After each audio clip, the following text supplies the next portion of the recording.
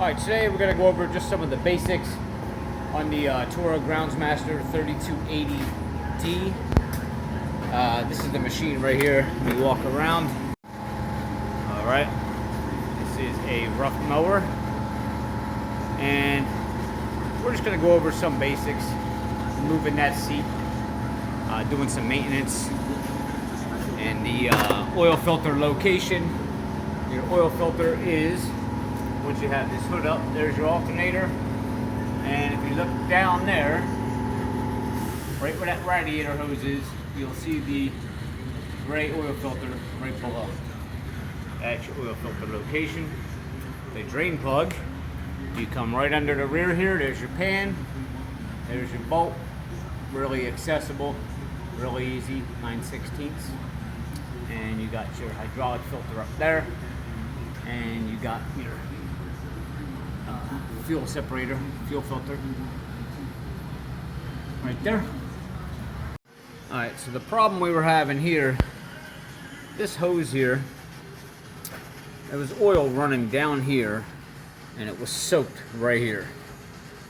Alright, originally I thought it was the seal inside of here, but I blew it off with some air, dried it, and then I saw the drip coming down here. The problem is this hose way up in there, and you can see it. Let me try to zoom in. There you go. That clamp right there, and the way that Toro has that clamp on, well, the factory, it's crushing that hose up there, and there's no way to get a socket on. I can't even get my hands up in there on that little clamp. So I'm going to try to remove the seat, see if that'll help, but I don't think I'm going to be able to get to it. We may end up having to cut this off. I'm sorry, the camera's a little blurry. May have to cut this hose. So we're going to try to take this seat off. There are some components underneath of the seat in case you need to work on one of these. Some machines have a seat that just flip up. This one, it's a couple of bolts and nuts you got to take off. Let's get to the seat. You're going to have a bolt here and one that goes on the other side. I already took these out. You're going to need a 9/16. Take that bolt out. And then back here, I already took these nuts off. These are 9/16 as well. I had to use an impact gun because it was a little bit tight and you don't have a whole lot of room to get a wrench in here. But nut there, and you're gonna have one on that side, which I already took off, 9/16. Now, after that, you'll be able to lift this seat up and it will slide off of that. See that? What you gotta be careful of is this wire here is gonna be plugged in. Now I already disconnected it, but this wire actually runs under this panel up under the seat.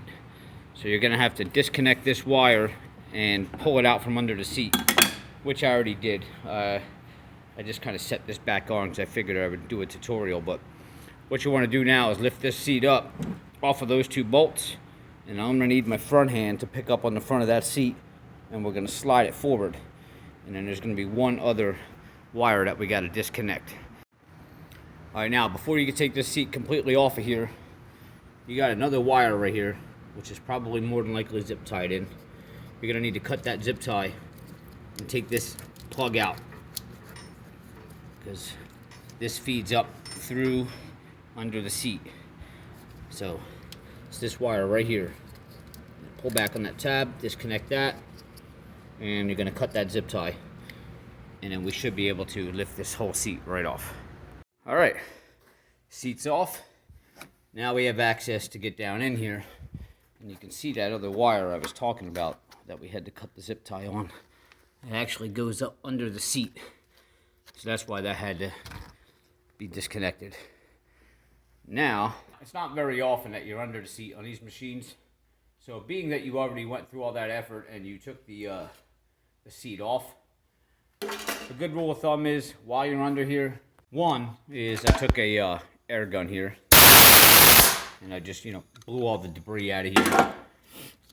Cleaned it up real nice. But two, just check your fittings. I mean, you already got the seat off, So just take a minute, check everything, get a wrench, make sure they're tight, move things around, make sure nothing's loose.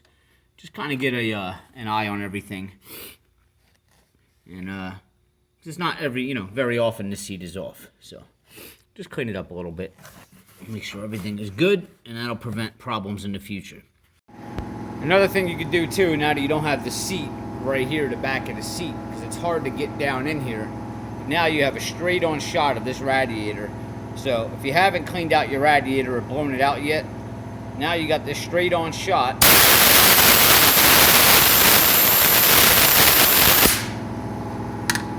To blow all the dust and clean those fins out of the radiator. So take advantage of that too while the seat's off.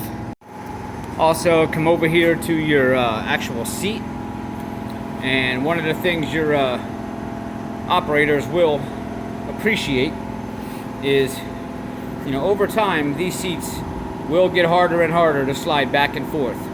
So now that it's off the machine and you can get right in here, put some bearing grease in there. Pack it in there, slide it back, pack a little bit in the front. The other side here, oil up your handles, and that'll make that last a lot longer. Because over time these things will start rusting, they'll get dirt and stuff in there, and they'll stop sliding forward and backward, and then you're really fighting and struggling just to slide this thing. So while it's off, pack it with some bearing grease, oil up your handles, and just do a little maintenance on the seat and keep your operators comfortable. And that's it. That's just some of the maintenance tips that I have for this machine. And don't forget to like and subscribe below, and check back on the channel daily. I'll have more tutorials on this machine and other machines just coming every day.